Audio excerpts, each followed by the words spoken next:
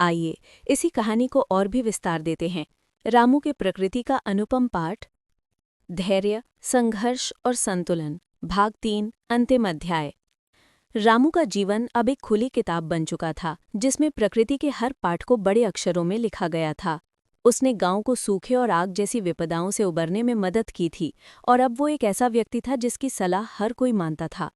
लेकिन नियति ने उसके लिए अभी भी कुछ और सबक संजो रखे थे, जो उसे प्रकृति के सबसे गूढ़ रहस्यों से परिचित कराने वाले थे। गांव में शांति और समृद्धि वापस लौट आई थी। रामू ने सुनिश्चित किया कि गांव वाले भविष्य के लिए तैयार रहे। उन्होंने जल संचयन के बड़े बड़े तालाब बनाए, नए पेड़ लगाए और ऐसी फसलें उगाई जो स्थानीय पर्यावरण के अनुकूल थीं। रामू अक्सर जंगल में अकेला बैठता और प्रकृति की आवाज़ें सुनता। उसे अब हर पत्ती की सरसराहट में, हर चिड़िया के गीत में और हर बहती धारा में गहरा अर्थ सुनाई देता था। एक दिन गांव में एक बाहरी व्यक्ति आया। वो एक व्यापारी था जो शहर से आया था और गांव के पास एक बड़ी फैक्ट्री लगाना चाहता था। उसने गांव वालों को बड़े बड़े सपने दिखाए, अच्छी नौकरियां, पैसा और आधुनिक सुविधाएं। शुरू में गांव वाले बहुत उत्साहित हुए। उन्हें लगा कि ये उनके जीवन को और बेहतर बना देगा। रामू ने भी इस पर विचार किया, लेकिन उसके मन में एक बेचैनी थी। वो बाबा माधव के पास गया और उनसे सलाह ली। बाबा माधव ने शांति से रामू की बात सुनी और कहा, रामू, प्रकृति हमें सह अस्तित्व और दूरदर्शिता सिखाती है। एक जंगल में हर प्राणी एक दूसरे पर निर्भर करता है। शेर हिरण का शिकार करता है, लेकिन हिरण घास खाता है। यदि हिरण बहुत कम हो जाए तो शेर भी भूखा रहेगा। यदि घास खत्म हो जाए तो हिरण भी मर जाएगा। इसी तरह प्रकृति में कोई भी चीज़ असीमित नहीं होती। हर चीज़ का एक संतुलन होता है। जब तुम धरती से कुछ लेते हो तो तुम्हें उसे वापस भी देना होता है। ये एक निरंतर चक्र है।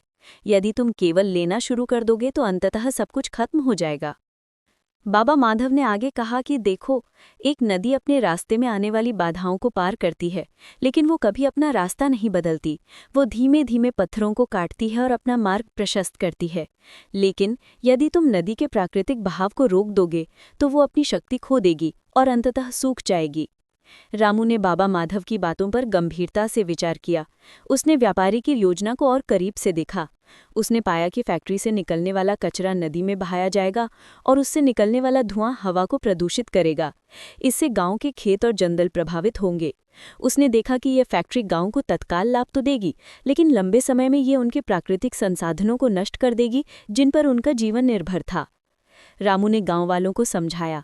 उसने कहा कि हमें तात्कालिक लाभ के लिए अपने भविष्य को दांव पर नहीं लगाना चाहिए। प्रकृति हमें सिखाती है कि हमें दूर तक सोचना चाहिए। आज जो हम बोते हैं वही हम कल काटते हैं। यदि हम आज अपने पर्यावरण को नष्ट करेंगे तो कल हमारे बच्चों को इसका खामियाजा भुगतना पड़ेगा। शुरू में कुछ गांव वाले रामू से असहमत थे।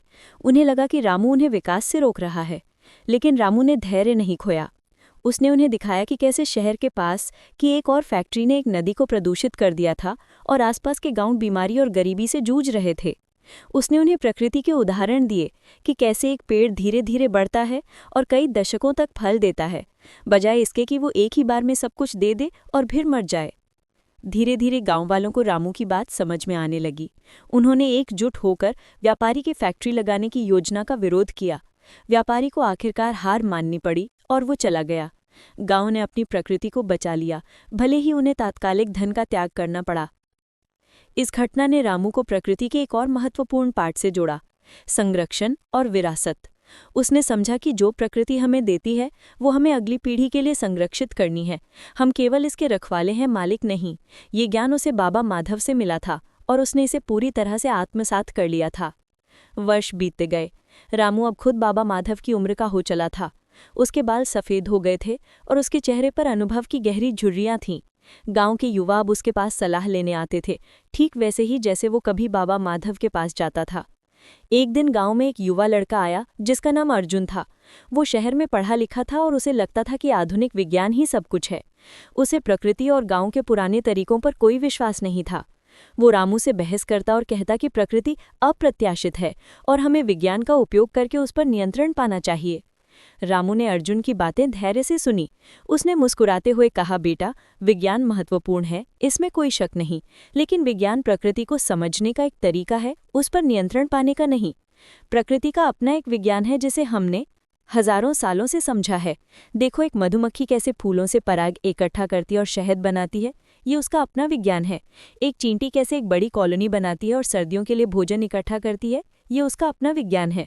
क्या तुम इन छोटे जीवों के विज्ञान को केवल इसलिए अनदेखा करोगे क्योंकि तुम उसे लैबोरेटरी में नहीं देख सकते? रामू ने अर्जुन को अपने साथ जंगल में चलने को कहा। उसने उसे दिखाया कि कैसे विभिन्न पौधे एक दूसरे के बगल में उगते हैं और एक दूसरे को बढ़ने में मदद करते हैं। उसने उसे समझाया कि कैसे एक पेड़ की जड़ें मिट्टी को रोकती हैं और कटाव को रोकती हैं, और कैसे पत्तियां गिरकर मिट्टी को उर्वरक प्रदान करती हैं। उसने उसे दिखाया कि कैसे छोटे छोटे कीड़े मिट्टी को उपजाऊ बनाते हैं। ये सब एक जटिल व्यवस्था है अर्जुन, रामू ने समझाया। हर चीज़ एक दूसरे से जुड़ी हुई है। यदि तुम इस श्रृंखला में एक भी कड़ी को तोड़ दोगे तो पूरा संतुलन बिगड़ जाएगा। विज्ञान हमें इस श्रृंखला को समझने में मदद करता है, लेकिन हमें इसे तोड़ने का अधिकार नहीं। अर्जुन ने पहली बार प्रकृति को इस गहरे नज़रिए से देखा। उसने देखा कि जंगल में हर चीज़ का एक उद्देश्य था, हर चीज़ एक दूसरे पर निर्भर थी। उसने देखा कि रामू की बातें केवल कहानियां नहीं थीं, बल्कि जीवन के गहरे तथ्य थे। इस अनुभव ने अर्जुन को प्रकृति के प्रति विनम्र बनाया। उसने रामू से सीखना शुरू किया, जैसे रामू ने बाबा माधव से सीखा था। उसे एहसास हुआ कि सच्चा ज्ञान प्रकृति और विज्ञान दोनों का सम्मान करने में है, न कि किसी एक को दूसरे से श्रेष्ठ समझने में। रामू ने अर्जुन को प्रकृति का अंतिम और सबसे महत्वपूर्ण पाठ सिखाया, जीवन का समग्र दृष्टिकोण। उसने बताया कि हम अकेले नहीं हैं, हम इस धरती पर सभी जीवित प्राणियों और निर्जीव तत्वों के साथ जुड़े हुए हैं। हमारा स्वास्थ्य, हमारी खुशी और हमारी शांति इस बात पर निर्भर करती है कि हम इस संबंध को कितना समझते और सम्मान करते हैं। जैसे जैसे रामू का जीवन ढलने लगा, उसने देखा कि गांव बदल गया था। वो अब केवल एक गांव नहीं था, बल्कि एक समुदाय था जो प्रकृति के साथ तालमेल बिठाना सीख गया था। बच्चे अब खेतों में खेलते थे, नदियां स्वच्छ थीं और जंगल हरे भरे थे। रामू ने अपनी आंखों से उस दुनिया को देखा जिसे उसने बनाने में मदद की थी। एक शांत शाम रामू उसी बरगद के पेड़ के नीचे बैठा था, जहां उसने पहली बार बाबा माधव से प्रकृति के पाठ सीखे थे। उसने अपनी आंखें बंद की और अपने जीवन की यात्रा को याद किया। उसे याद आया कि कैसे वह एक अकेला भयभीत युवा था और कैसे प्रकृति ने उसे धैर्य, संघर्ष, अनुकूलन, दूरदर्शिता और अंततः शांति प्रदान की थी। उसने महसूस किया कि जीवन का सबसे बड़ा रहस्य ये नहीं है कि हम कितना पाते हैं, बल्कि ये है कि हम प्रकृति से कितना सीखते हैं और उस ज्ञान को अपने जीवन में कितना लागू करते हैं। उसने महसूस किया कि प्रकृति केवल पेड़ पौधे और जानवर नहीं है। प्रकृति एक शक्ति है, एक शिक्षक है, एक संरक्षक है। ये जीवन का स्रोत है और इसमें सभी समस्याओं का समाधान छिपा है। बस हमें उसे सुनना सीखना होगा। रामू ने मुस्कुराया। उसे कोई डर नहीं था। उसे पता था कि जीवन एक चक्र है और वो इस चक्र का एक पार्ट था। उसने अपना जीवन पूरी तरह से जिया था, प्रकृति के साथ तालमेल बिठाकर, और यही उसकी सबसे बड़ी उपलब्धि थी। निष्कर्ष, रामू की कहानी एक प्रेरणादायक गाथा है जो हमें ये सिखाती है कि प्रकृति हमारा सबसे बड़ा गुरु है। यह हमें धैर्य, संघर्ष, अनुकूलन, सह अस्तित्व, संरक्षण और एक समग्र दृष्टिकोण सिखाती है। जीवन की हर चुनौती में यदि हम प्रकृति की ओर मुड़े और उसके संकेतों को समझें तो हमें निश्चित रूप से समाधान मिल जाएंगे। ये कहानी हमें याद दिलाती है कि हम इस विशाल पारिस्थितिक तंत्र का एक पार्ट है और हमें हमेशा उसके साथ सम्मान और सामंजस्य बैठाकर चलना चाहिए। तभी हम सच्चे अर्थों में खुश और समृद्ध जीवन जी सकते हैं।